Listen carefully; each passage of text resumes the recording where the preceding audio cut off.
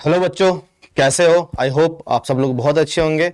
तो अभी हमारा जो सीरीज चल रही है फोर्स एंड प्रेशर चैप्टर की, उसमें फोर्स का जो पोर्शन है हमने ऑलरेडी कवर कर लिया है। उसमें हमने अलग अलग टाइप के फोर्सेस देखे, contact force, non contact force, force की प्रॉपर्टीज़ के बारे में पढ़ा, उसके इफेक्ट के बारे में पढ़ा।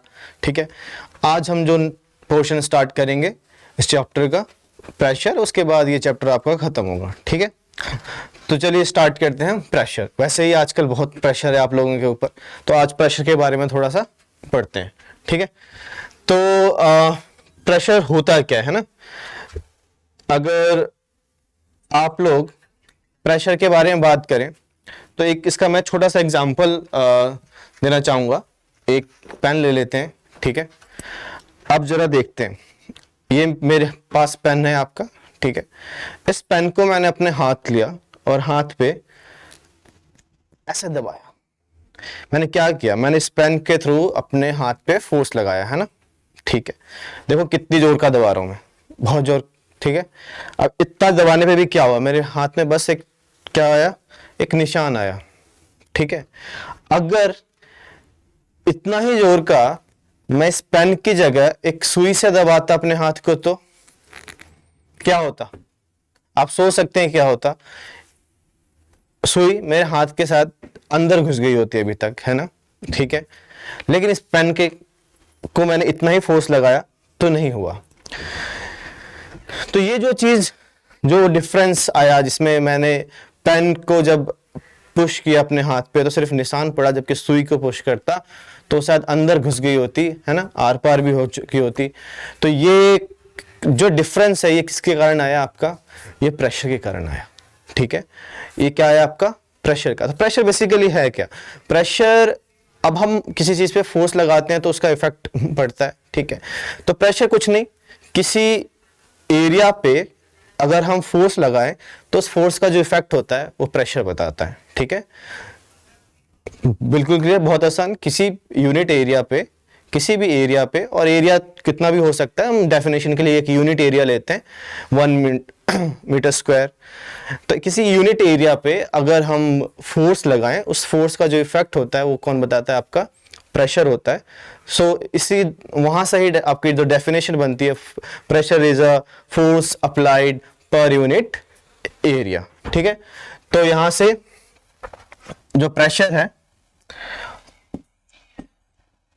वो क्या बनता है आपका? Force applied per unit area. तो यहां से दो मेन चीजें और, अभी जैसे मैंने एग्जांपल दिया, जितना ज्यादा मैं फोर्स लगाऊंगा, आपको देख के पता चल रहा है उतना ज्यादा ये मेरा निशान पड़ा था। ठीक है, यानी इसका मतलब क्या, उतना ज्यादा प्रेशर पड़ेगा। ठीक है, तो फोर्स, प्रेशर जो है डायरेक्टली प्रोपोर्शनल टू फोर्स होता है। जितना ज्यादा किसी ऑब्जेक्ट पे फोर्स लगाएंगे उतना ज्यादा उस पर प्रेशर पड़ेगा। और ये जो डिफरेंस आया, जिसमें मैंने बोला कि ये पेन से उतना इफेक्ट नहीं हुआ, अगर यहाँ पे कोई सुई रहती तो वो अभी तक अंदर घुस गई होती। क्यों? क्योंकि जो पेन का एरिया है जिसके थ्रू मैं फोर्स लगा रहा हूं, वो पेन का एरिया आपका ज्यादा था, जबकि जो सुई का एरिया है वो आपका क्या होता है? कम होता है। तो उस पर लगने वाला फोर्स का इफेक्ट ज्यादा होता है, और पेन का एरिया ज्यादा होने के कारण उस पर लगने वाले फोर्स का इफेक्ट क्या हुआ? आपका कम हुआ। तो सिंपल लैंग्वेज में ये बोल सकते हैं कि जो एरिया होता है आपका प्रेशर के इनवर्सली प्रोपोर्शनल होता है। जितना ज्यादा एरिया होगा उतना कम प्रेशर लगेगा, और जितना कम एरिया होगा उतना ज्यादा प्रेशर लगने वाला है। तो यहां से pressure inversely proportional to area, यानी एरिया ज्यादा तो प्रेशर कम, एरिया कम तो प्रेशर ज्यादा, और ये दोनों तो डायरेक्टली प्रोपोर्शनल है। ठीक है, तो उन दोनों को कंबाइन करके आपका ये फॉर्मूला आता है, फोर्स पर यूनिट एरिया। अच्छा, अब यहाँ पे जो ध्यान देने वाली बात है, जो बहुत बच्चे ध्यान नहीं देते, यहाँ पे जब हम फोर्स पर यूनिट एरिया की बात कर रहे हैं तो ये जो फोर्स है ना, वो कौन सा फोर्स है आपका? परपेंडिकुलर फोर्स है या नॉर्मल फोर्स है। इसका क्या मतलब? वो फोर्स जो जिस एरिया पे लग रहा है उसके साथ जो 90 का एंगल बना रहा है फोर्स, उस फोर्स की हम बात कर रहे हैं। कैसे? एक एग्जांपल लेते हैं यहाँ पे ना, जैसे मैं एक सरफेस लेता हूं आपका यहाँ पे। ठीक है, और यहाँ पे मान लो एक पुश कर रहे हैं, एक फोर्स लगा रहे हैं एफ फोर्स। अब इसको जरा एक एग्जाम्पल से समझते हैं। अगर किसी चीज को मैं सिर्फ ऊपर की तरफ ऐसे पुल करूं, फोर्स लगा रहा हूं, वो चीज सिर्फ ऊपर जाएगी, है ना। किसी चीज को मैं सिर्फ हॉरिजॉन्टली ऐसे खींचूं तो वो सिर्फ आगे जाएगी। बट किसी चीज को मैं किसी एंगल पे ऐसे खींचूं इस तरीके से, तो ऊपर भी जाएगी और आगे भी आएगी। समझ रहे हो मेरी बात? ठीक है। तो यहाँ पे जो हम फोर्स लगा रहे हैं वो किसी एंगल पे लगा रहे हैं, थीटा एंगल को थीटा से शो करते हैं। तो फोर्स एक वेक्टर क्वांटिटी है, तो अगर कोई भी वेक्टर क्वांटिटी किसी एंगल पे एक्ट करती है तो हम उसके दो कंपोनेंट या दो पार्ट डिवाइड कर सकते हैं। ठीक है, समझ गए? एक हॉरिजॉन्टल और एक वर्टिकल कंपोनेंट। तो इसमें देखें तो ये वाला जो कंपोनेंट होगा जो पुश करेगा, ठीक है, वो हॉरिजॉन्टल कंपोनेंट हो गया, और ये वाला जो कंपोनेंट है ये हो गया आपका वर्टिकल कंपोनेंट। अब इसमें ध्यान से देखो तो ये जो वर्टिकल कंपोनेंट है ये इस एरिया के साथ जिस पे वो एक्ट कर रहा है कितने का एंगल बना रहा है आपका? 90 का। तो यहाँ पे जब हम प्रेशर की बात करेंगे तो हम इस वाले की वजह से बात नहीं करेंगे, हम फोर्स के उस कंपोनेंट की वजह से बात करेंगे जो इस एरिया पे कितने का एंगल बना रहा है आपका? 90 का। तो यहाँ जब हम फोर्स ओवर एरिया की बात करते हैं तो हम किसकी बात करते हैं? फोर्स जो एरिया पे कितने एंगल पे लग रहा हो, 90 के एंगल पे, उसके थ्रू प्रेशर बनता है। ठीक है, डेफिनेशन में। तो ये कौन सा है आपका? परपेंडिकुलर फोर्स है, तो इसको ऐसे शो कर देते हैं। ठीक है, और एरिया, जब एरिया की बात करते हैं तो हम पूरे, देखो इस पूरे एरिया की बात नहीं करेंगे जिस पे लग रहा है, हम कितने एरिया पे लगा रहे हैं फोर्स? इतने एरिया पे। तो जितने, जब मैंने अगर हाथ पे बात करूं, पूरे हाथ की बात नहीं करूंगा, पूरे एरिया की बात नहीं करूंगा, जितने एरिया से ये एरिया कितना, इतना, ये एरिया ही तो टच होगा मेरे हाथ में जब मैं फोर्स लगाऊंगा। तो मैं इसी एरिया की बात करूंगा जब मैं वहां पे एरिया की वैल्यू रखूंगा। तो इस एरिया को बोलते हैं एरिया इन कांटेक्ट, जितने जो एरिया फोर्स लगाते समय कांटेक्ट में है ऑब्जेक्ट के साथ। ठीक है, तो ये क्या है आपका? Area in contact. ठीक है, तो यहां से आपका प्रेशर आ जाता है force over area. Pressure, force कौन सा? परपेंडिकुलर फोर्स, और एरिया कौन सा आपका? Area in contact. अब बात करते हैं एसआई यूनिट ऑफ प्रेशर की। तो देखो फोर्स का क्या होता है आपका? एसआई यूनिट न्यूटन, और एरिया क्या क्या हो जाता है आपका? Metre square. तो एसआई यूनिट क्या हो गया आपका? SI unit of pressure is newton per metre square. But normally हम इसको Newton per metre square commonly use नहीं करते हैं, हम इसको किस नेम से यूज करते हैं? पास्कल। ठीक है, ऑल्सो कॉल्ड पास्कल। साइंटिस्ट थे, उनके नाम पे पड़ा पास्कल। इसको दिखाते हैं कैपिटल पी, स्मॉल ए, इसका सिंबल होता है पास्कल। ठीक है, तो अगर हमें कहीं प्रेशर ऐसे दिखाना होगा तो प्रेशर इक्वल टू 10 पास्कल, ठीक है, या 20 पास्कल। ठीक है यार, आप न्यूटन पर मीटर स्क्वायर भी लिख सकते हैं, वो भी ठीक है, बट पास्कल। ठीक है, पास्कल। ओके, सिंपल, बहुत आसान था। आगे चलते हैं। अब ये जो प्रेशर आपने फॉर्मूला पढ़ा, फोर्स ओवर एरिया पढ़ा, डेली लाइफ में प्रेशर के कहाँ कहाँ आप एप्लीकेशन देखते हैं? ठीक है, उन एप्लीकेशन की बात करते हैं। डे टू डे लाइफ में आप बहुत सारी चीजें ऐसे देखते हैं जहां पे हम प्रेशर के होने वाले इफेक्ट को क्या कर रहे हैं, से डील कर रहे हैं, बट हमें पता नहीं होता कि क्यों ऐसा किया जा रहा है। ठीक है, सबसे अच्छा एग्जांपल, आप लोग स्कूल जाते हैं, सब लोग स्कूल बैग टांग के जाते हैं, तो आपने कभी भी ऑब्जर्व किया होगा तो आपके स्कूल बैग की स्ट्रिप होती है जो शोल्डर पे टंगी रहती है, वो यहाँ से ब्रॉड बनाई जाती है ना, यहाँ से एक अलग से पैडेड भी किया जाता है, उसको ब्रॉड भी बनाई जाती है। तो वो ऐसा क्यों किया जाता है? क्योंकि देखो यहाँ पे समझाता हूं मैं इसको। अभी हमने पढ़ा कि जो प्रेशर होता है वो इनवर्सली प्रोपोर्शनल टू एरिया होता है। तो अगर एरिया कम होगा तो प्रेशर क्या हो जाएगा? ज्यादा, और एरिया ज्यादा होगा तो प्रेशर क्या हो जाएगा आपका? कम। तो जब आपकी स्ट्रिप ब्रॉड होगी, ठीक है, तो बैक का जो वेट है वो आपका फोर्स का काम करेगा, वो ज्यादा एरिया पे लग रहा है, तो एरिया ज्यादा होने से प्रेशर क्या हो गया? कम। जबकि वही स्ट्रिप पतली होगी तो एरिया कम होने से प्रेशर क्या होगा, ज्यादा, तो ज्यादा प्रेशर पड़ेगा तो आपके शोल्डर पे पेन होगा, नुकसान हो सकता है लॉन्ग टर्म में उसको। इसलिए स्ट्रिप्स क्या कर देते हैं, आपकी चौड़ी करते हैं ताकि आप पे प्रेशर क्या हो, कम फील हो। सेम रीजन होता है, आप जब कोई भी चीज उठा के ले जाते हैं तो देखा होगा महिलाएं होती है गांव में, उपले ले जाती हैं और चीजें ले जाती हैं तो सर पे बांध लेते हैं ना, कपड़े को ऐसे रख लिया जाता है, पैडेड कर लिया जाता है, उससे क्या होता है एरिया बढ़ जाता है तो सर पे जो प्रेशर होता है वो कम पड़ता है। सेम रीजन है, आपने देखा होगा ऊंट, ऊंट रेगिस्तान में आसानी से चल लेता है, इतना भारी इतना बड़ा ऊंट आसानी से चल लेता है, जबकि हम लोग जाएंगे अगर रेगिस्तान में चलेंगे तो हम धूल में धंसते हुए चले जाएंगे। क्यों, आसानी से नहीं चल पाएंगे, क्योंकि हमारे जो पैर का एरिया होता है देखा होगा वो कम होता है ना, एरिया क्या होता है आपका, कम होता है। तो हमारा जो वेट है हमारा, वो फोर्स का काम कर रहा है, ठीक है, वो फोर्स है, तो जो पूरा का पूरा फोर्स है कम एरिया पे पड़ रहा है तो उसके कारण फोर्स आपका ज्यादा हो जाता है, सॉरी प्रेशर आपका ज्यादा हो जाता है, इसलिए हम धंस जाएंगे। जबकि ऊंट के पैर देखो देखो कितने बड़े चौड़े चौड़े पैर होते हैं, ठीक है, तो एरिया ज्यादा होने के कारण उस पर प्रेशर क्या लगता है आपका, कम लगता है, इसलिए वो आसानी से क्या हो पाएगा, चल लेता है। एक बहुत अच्छा सा आप सबने क्या बोलते हैं स्टंट देखा होगा कि एक होता है नेल का बेड बना देते हैं ना, कीलें लगी रहती हैं ऐसे, और उस पे वो कोई भी जो स्टंट मैन होता है और एक खेल दिखा रहा होता है, वो सो के दिखाता है कि देखो भाई मुझे तो कुछ नहीं हो रहा, आसानी से सो पा रहा हूँ। वो कभी भी इस पे खड़े होकर नहीं दिखाएगा, हमेशा लेट के दिखाएगा।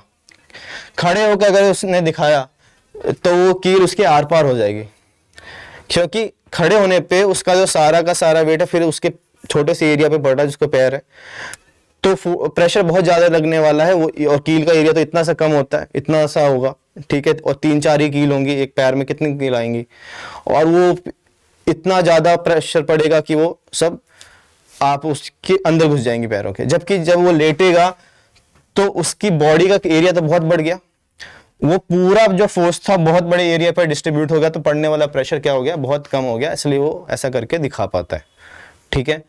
और बहुत सारे आपके एग्जाम्पल्स हो सकते हैं, आपने देखा होगा चाकू की जो धार होती है ना, जब वो चाकू सही से काम नहीं करता तो हम धार तेज करवाते हैं, उसका क्या मतलब हुआ, सही से काम इसलिए नहीं कर पाता क्योंकि जब ब्लंट हो जाता है चाकू तो उसकी जो एरिया है वो बढ़ जाता है, एरिया बढ़ने से प्रेशर कम पड़ता है, इसलिए वो चीजें काट नहीं पाता। जबकि वही उसको शार्प कर दिया जाए तो एरिया कम हो जाता है, आसानी से वो कर पाता है ना। सेम केस आपका ब्लेड्स के साथ है, आपने कोई नई बिल्डिंग बनाते हुए देखी होगी तो बिल्डिंग की जो आपकी क्या होती है, फाउंडेशन होती है, हमेशा बहुत चौड़ी बनाई जाती है, न्यू जिसको बोलते हैं ना। क्यों बनाई जाती है, क्योंकि अगर फाउंडेशन चौड़ी होगी तो एरिया बड़ा, और एरिया बढ़ा तो बिल्डिंग जब आप 1 मंजिला 2 मंजिला 3 मंजिला कितने 20-20 फ्लोर तक बिल्डिंग्स होती हैं, उससे भी ज़्यादा होती हैं, तो सबका वेट तो उसी फाउंडेशन पे पड़ने वाला है। अगर एरिया कम होगा तो उससे पड़ने वाला प्रेशर बहुत ज़्यादा होगा, कोलैप्स कर जाएगी, धंस जाएगी, ठीक है। इसीलिए एरिया फाउंडेशन आपका क्या करते हैं, बहुत ब्रॉड बनाते हैं ताकि प्रेशर कम से कम पड़े, वो उसको हैंडल कर पाए। सेम रीज़न होता है, आपने देखा होगा ट्रक के टायर्स, एक ट्रक होता है उसके नॉर्मली गाड़ियों में 4 टायर होते हैं, ट्रक्स में जो बड़े ट्रक्स होते हैं उनमें बहुत सारे टायर होते हैं, 16 टायर भी होते हैं, और भी बड़े और ज़्यादा भी होते हैं। ऐसा क्यों, और टायर्स भी कैसे होते हैं, उनके चौड़े होते हैं, क्योंकि उनका जो वेट है वो बहुत ज़्यादा है, वेट यानी क्या, फोर्स, अगर वो कम एरिया पे पड़ेगा तो उस पर क्या होगा, आपका फोर्स बहुत ज़्यादा होगा, प्रेशर का इफेक्ट बहुत ज़्यादा होगा और वो धंस जाएगा। तो इसलिए ही उसके इतने सारे टायर बनाए जाते हैं ताकि एरिया बढ़ जाए, ठीक है। ये सारे रीजंस होते हैं। आपके टैंक्स के आपने देखे होंगे, बेल्ट जिसपे मूव करते हैं उसके टायर्स, कितने ज़्यादा उनके टायर्स होते हैं, चौड़े चौड़े होते हैं। इस सेम रीज़न है आपका कि उस पर प्रेशर कम से कम पड़े। तो ये सारे रीज़न अपने आसपास आप देख सकते हैं, ऑब्जर्व कर सकते हैं, ठीक है। अब आगे चलते हैं हम। तो देखो यहाँ पे इन्होंने देखो चाकू का एग्जाम्पल दिया है, तो एक केस 1 और एक केस 2, ठीक है। केस 1 में शार्प नाइफ है, ठीक है, और केस 2 में आपका ब्लंट नाइफ है, तो इससे काटना मुश्किल है और इससे काटना आसान है। इस रीजन क्या है, यहाँ पे एरिया कम है तो प्रेशर ज्यादा है, और यहाँ पे एरिया ज्यादा है तो प्रेशर कम है, ठीक है। अब देखो प्रेशर बताया ही है अभी मैंने, क्या, फोर्स ओवर एरिया ना, यही तो बताया मैंने अभी, फोर्स ओवर एरिया। ठीक है, आगे चलते हैं। देखो प्रेशर क्या है, the force acting unit area of surface is called pressure, the force applied to the surface is perpendicular to the surface, है ना। यही मैंने बोला कि यूनिट एरिया पे जो फोर्स एक्ट कर रहा है उसी को हम क्या बोल देते हैं, प्रेशर। और जो फोर्स है वो कैसा होता है आपका, परपेंडिकुलर होता है। और इसी फोर्स को हम क्या बोल देते हैं, अच्छा परपेंडिकुलर फोर्स को हम ना थ्रस्ट भी बोलते हैं। तो कई जगह आप देखोगे जो प्रेशर होता है वो लिखा रहता है आपका थ्रस्ट ओवर एरिया, ये भी लिखा रहता है। तो थ्रस्ट का मतलब परपेंडिकुलर फोर्स ही रहता है। ठीक है, तो दो फैक्टर्स पे, एक मैंने फोर्स, जितना फोर्स उतना प्रेशर, डायरेक्टली प्रोपोर्शनल बताया ही था आपको। एरिया, तो एरिया के इनवर्सली प्रोपोर्शनल होता है, जितना ज्यादा एरिया प्रेशर कम, और जितना कम एरिया प्रेशर ज्यादा। ठीक है, एग्जांपल्स हमने स्कूल बैग का देखा, अभी मैंने बिल्डिंग्स का एग्जांपल दिया आपको, नाइफ का एग्जांपल दिया, आपका शू का। फ्लैट शूज जो होते हैं, देखा वो लड़कियां हील पहन के चलती हैं, लेकिन हील पहन के चलना बहुत इतना आसान नहीं होता। ठीक है, उस पर प्रेशर और ज़्यादा लॉन्ग टाइम तक आप नहीं चल सकते, जबकि हम फ्लैट चप्पल है बहुत आसानी से पहन के लॉन्ग टाइम तक चल सकते हैं। लेकिन कोई बोले कि आप रोज हील पहन के सुबह से शाम तक रहें, बहुत मुश्किल काम है। ठीक है, पॉसिबल नहीं हो पाएगा, क्योंकि जो आपका जो हील रहता है उसका एरिया कितना कम रहता है ना, तो उस पर जो प्रेशर पड़ेगा वो बहुत ही ज़्यादा होगा और चलना मुश्किल होगा। जबकि जो फ्लैट चप्पल रहता है उसका एरिया बहुत ज़्यादा हो जाता है एज कम्पेयर टू हील, तो हम बहुत आसानी से चल पाते हैं, प्रेशर कम पड़ता है। ठीक है, तो वो चप्पल से आप अभी मैंने बोला ना रेत पे आसानी से चल पाओगे एज कम्पेयर टू हील। ठीक है, कि उसमें तो एरिया और कम हो जाएगा आपका, जो अभी मैंने ऊंट का एग्जांपल दिया था आपको। चलो आगे चलते हैं।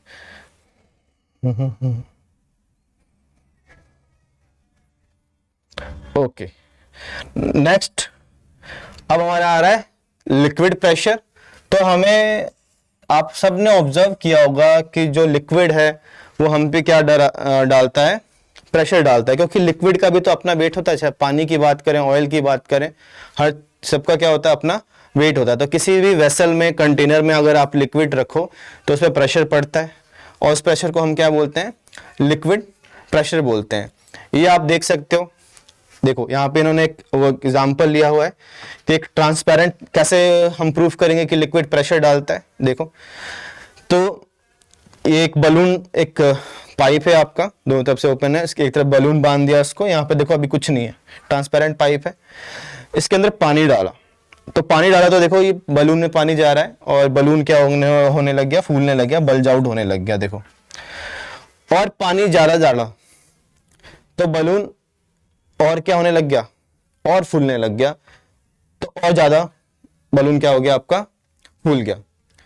तो इसे क्या पता चला कि ये जो लिक्विड है, बलून फूल कैसे रहा है, बलून पानी से जो प्रेशर पड़ रहा है उसके कारण फूल रहा है ना। आप बलून में हवा भरते हो तो क्या, एयर प्रेशर, यहाँ पे पानी भर रहे हैं तो लिक्विड प्रेशर। तो जैसे जैसे ये पानी बढ़ाते जा रहे हैं, इसके बेस पे पड़ने वाला प्रेशर भी क्या होता जा रहा है, बढ़ते जा रहा है। ठीक है, और इसके कारण बलून फूलता जा रहा है। इससे पता चलता है कि जो आपका लिक्विड है वो क्या लगाता है, आपके किसी भी कंटेनर के बेस पे क्या लगाता है, प्रेशर लगाता है। ठीक है, एक तो ये समझ आ गया। इसके अलावा सिर्फ बेस पे भी नहीं लगाता, आप समझो कि सिर्फ सर बोल रहे हैं कि सिर्फ बेस पे लगाता, नहीं, ऐसा नहीं है। जो लिक्विड लगाता है वो सारे डायरेक्शन में प्रेशर लगाता है। तो ये जो वाटर है ना, इसके वॉल पे भी प्रेशर लगा रहा होगा। अगर आप, शायद नेक्स्ट स्लाइड में होगा, हम देख लेते हैं एक बार, इसका भी मैं एक एग्जांपल ले लूंगा। ठीक है, और तुम अगर ध्यान से देखो यहाँ पे, तो यहाँ पे जो पानी का लेवल है बस इतना ही है, पानी का जो लेवल है ना बस इतना ही है, ये हाइट ही है, और यहाँ पे जो पानी का लेवल है इतने हाइट तक है। तो यहाँ पे बलून ज्यादा फुला है एज कंपेयर टू दिस। इसका मतलब क्या है, जैसे जैसे आपका लेवल जितना ज्यादा हाइट है किसी कंटेनर में लिक्विड का, उतना ही बेस पे ज्यादा क्या होगा, प्रेशर पड़ेगा। ठीक है, उतना ही बेस पे। देखो यहाँ पे लिखा हुआ है pressure exerted by the water column, water column मतलब हाइट आपकी।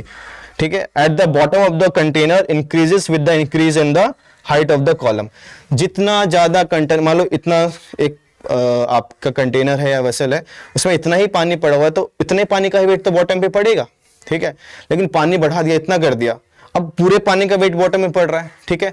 तो जितना ज्यादा हाइट होगा उस वाटर कॉलम का या लिक्विड का जो भी रखा हुआ है आपने, उतना ही ज्यादा उस बेस पे क्या करने वाला है, प्रेशर पड़ने वाला है, ठीक है। तो डेप्थ के साथ आपका प्रेशर क्या होता है, इंक्रीज होता है, ठीक है। जैसे जैसे हम नीचे कॉलम से नीचे बढ़ते जाएंगे, भाई मान लो यहाँ तक पानी है, यहाँ पे देखूंगा तो इतने ही पानी का वेट पड़ेगा, तो यहाँ प्रेशर कम होगा, थोड़ा और जाऊंगा तो इतने बढ़ गया और प्रेशर ज्यादा, और नीचे जाऊंगा तो और प्रेशर बढ़ जाएगा।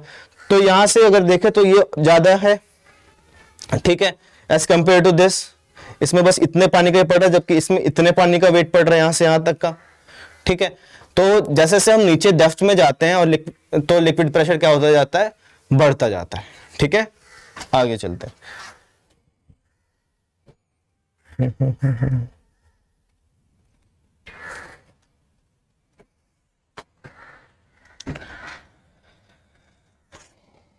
तो अभी हमने देखा कि कोई कंटेनर है, ठीक है, और इसमें वाटर है, और यहाँ पे एक मैं पॉइंट ले लूँ, आपका ए पॉइंट ले लूँ, तो जो, और ये कितना है आपका h हाइट तक लिक्विड है, तो इस पे जो पड़ने वाला जो प्रेशर है, प्रेशर एट ए, वो जो होगा, देखो वो कितना होगा, अगर सिर्फ हम लिक्विड इसकी बात करें, इस कंटेनर को अभी बंद रखते हैं, है ना, सिर्फ इतने हाइट तक की बात करें, तो इस पे पड़ने वाला जो प्रेशर होगा वो किसके इक्वल होता है, आपका pressure at A equal to rho G H. Rho क्या है आपका, जो भी लिक्विड है, ठीक है, या वाटर की बात कर रहे हैं यहाँ पे, ये मान लो वाटर है, तो इसका क्या है आपका डेंसिटी। डेंसिटी समझते हो, मास ओवर वॉल्यूम, तो ये डेंसिटी ऑफ वाटर है।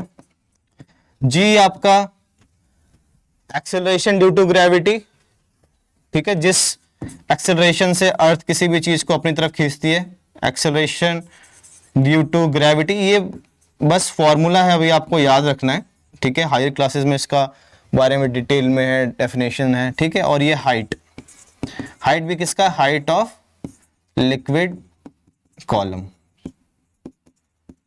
ठीक है। यहाँ पे मैंने वाटर लिया तो वाटर लिख सकते हैं, ठीक है। तो इतना है, जितना जितना ये हाइट बढ़ता जाएगा, ठीक है, या तुम बोलो कि अगर ये पॉइंट ए यहाँ ना हो के यहाँ पे होता तो उस पे बस इतना ही हाइट का पड़ता ना, मान लो ये ए डैश होता तो इतना ही हाइट का पड़ता, यहाँ पे होता तो बस इतना ही हाइट का प्रेशर पड़ता। तो जैसे जैसे हम डेप्थ में जाते हैं प्रेशर बढ़ता है, और जैसे जैसे हम ऊपर की तरफ जाते हैं प्रेशर क्या होता है आपका, कम होता है। इसके बाद प्रेशर जो है ना, वो सिर्फ आपका नीचे की तरफ लगता है ऐसा नहीं है। अभी भी जो मैंने कंटेनर का एग्जांपल दिया, तो अगर आपका ये प्रेशर है, लिक्विड है इसके अंदर, तो ये प्रेशर इधर भी लग रहा है, ठीक है, ये वॉल्स पे भी लगता है। इसका अगर हम एक एग्जांपल देना चाहें तो यहाँ पे देखो, एक मैं फिर से वही ले लेता हूँ, और इसमें ऐसे पानी डाल लेते हैं, और यहाँ से इसका कुछ, रुक जाओ थोड़ा सा ऐसा करते हैं,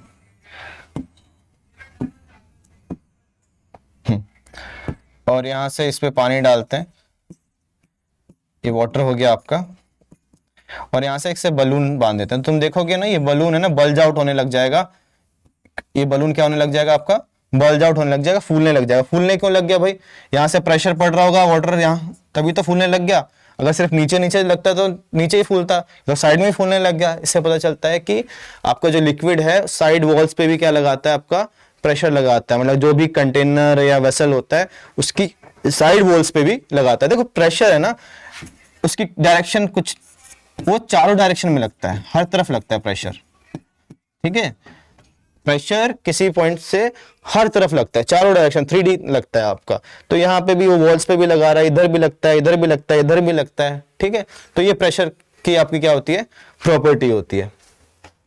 अच्छा, अभी मैंने बताया कि डेप्थ के साथ है ना प्रेशर क्या होता रहता है आपका, इंक्रीज होता है, ठीक है। देखो इसको एग्जाम्पल लेते हैं एक्टिविटी के थ्रू। क्या प्रॉपर्टी मैंने बताया अभी, प्रेशर, देखो क्या क्या प्रॉपर्टी पढ़ लिया। एक तो किसी वेसल के बेस पे प्रेशर लगता है, जितना ज्यादा लिक्विड कॉलम की हाइट होगी उतना प्रेशर लगता है। जिस कंटेनर में भी लिक्विड है उसकी साइड वॉल्स पे भी प्रेशर लगता है। And pressure increases with depth, और जैसे जैसे डेप्थ बढ़ता जाता है आपकी प्रेशर की वैल्यू क्या होती जाती है, इंक्रीज होती जाती है। एक एग्जांपल ले लेते हैं, जैसे एक मैं बॉटल ले लेता हूं, ठीक है, ये बॉटल ले लिया और इसके अंदर हमने क्या बना हुआ है, वाटर भरा हुआ है ना, पानी,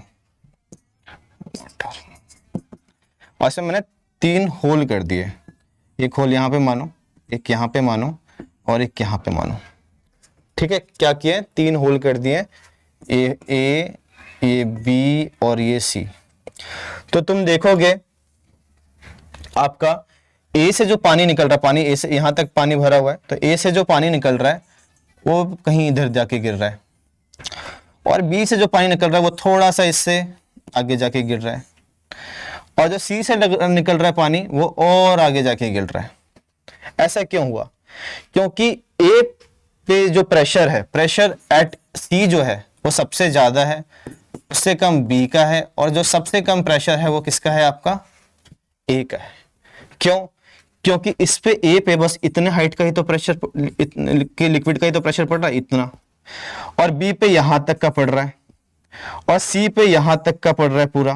तो देखो जैसे जैसे डेप्थ में जा रहे हैं तो ऊपर वाला जो लिक्विड कॉलम है उसकी हाइट बढ़ती जा रही है, या सिंपल से ऐसे बोलो जैसे जैसे डेप्थ में जा रहे हैं ऊपर का प्रेशर क्या होता जा रहा है, बढ़ता जा रहा है, ठीक है।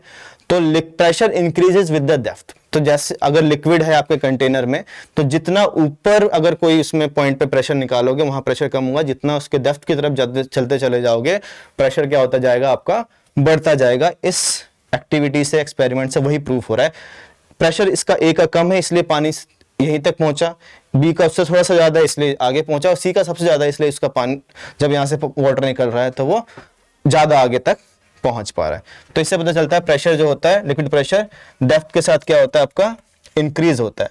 अब इसके अच्छा मेजर कैसे करते हैं लिक्विड प्रेशर, एक डिवाइस होता है जिसको बोलते हैं हम मैनोमीटर, उसकी हेल्प से इसको क्या करते हैं, मेजर करते हैं, ठीक है। अच्छा, इसका एप्लीकेशन कहाँ देखते हो आप, तो तुमने देखा होगा जो वाटर डैम होता है आपका, है ना, वाटर डैम, इसका वो लेते हैं, वाटर डैम अगर हम बनाएं, ये वाटर डैम है आपका और इसकी वॉल है, और ये पानी ऐसा रहता है ना वाटर डैम में, ये तो तुमने देखा होगा, देखो तो इस यहाँ पे जो वाटर डैम की वॉल है वो क्या है आपकी, थिन है, और यहाँ पे वो क्या है आपकी, थिक है। ऐसा क्यों बनाया, क्योंकि अभी मैंने पढ़ा है कि लिक्विड का जो प्रेशर है डेप्थ के साथ क्या होगा, इंक्रीज। यहाँ पे प्रेशर कम होगा, यहाँ पे प्रेशर क्या होगा, मिनिमम, और यहां पे प्रेशर क्या होगा आपका, मैक्सिमम। तो यहां पे लगने वाला प्रेशर बहुत ज्यादा है, अगर दीवार पतली होगी तो ये तो तोड़ देगा उसको, तो ये प्रेशर को हैंडल कर पाए इसलिए प्रेशर यहाँ जो वॉल बनाते हैं हम कैसे बनाते हैं, थिक। ये क्वेश्चन आता है कि जो डैम का जो वॉल है वो बॉटम पे क्यों थिक बनाया जाता है। ये आप क्या है, एप्लीकेशन है किसका, लिक्विड प्रेशर का। सेम रीजन होता है, आप कभी मल्टी स्टोरी बिल्डिंग में रहो तो फर्स्ट फ्लोर पे अगर 10 माले की बिल्डिंग है तो हम जो टैंक रखते हैं पानी का वो कोशिश करते हैं ऊपर रखें। क्यों, क्योंकि जितना आप पानी का टैंक ऊपर रखोगे पानी को नीचे तक पहुंचना है, डेप्थ बढ़ गया, डेप्थ बढ़ते बढ़ते प्रेशर बढ़ेगा तो सबसे नीचे वाली बिल्डिंग में या ग्राउंड फ्लोर पे प्रेशर सबसे ज्यादा आएगा। जबकि अगर आप की 10 माले की बिल्डिंग है और आप 9th फ्लोर पे हो या 10वें फ्लोर पे हो तो वहां पे अगर ऊपर आपके टैंक रखा है आपका प्रेशर क्या रहेगा, वो कम रहेगा, क्योंकि हाइट कम है ना। और हमने अभी पढ़ा था कि डेप्थ के साथ प्रेशर क्या होता है, इंक्रीज होता है। तो जितना गैप बढ़ा नीचे पहुंचते पहुंचते पानी का प्रेशर उतना ज्यादा बढ़ गया। ठीक है, तो आई होप आपको प्रेशर और लिक्विड प्रेशर समझ आ गया होगा। ठीक है, नेक्स्ट क्लास में हम एटमॉस्फेरिक प्रेशर को करेंगे और इससे रिलेटेड कुछ क्वेश्चंस डिस्कस करेंगे जो एग्जाम में आते हैं। ठीक है, तब तक के लिए खुश रहिए और पढ़ाई करते रहिए।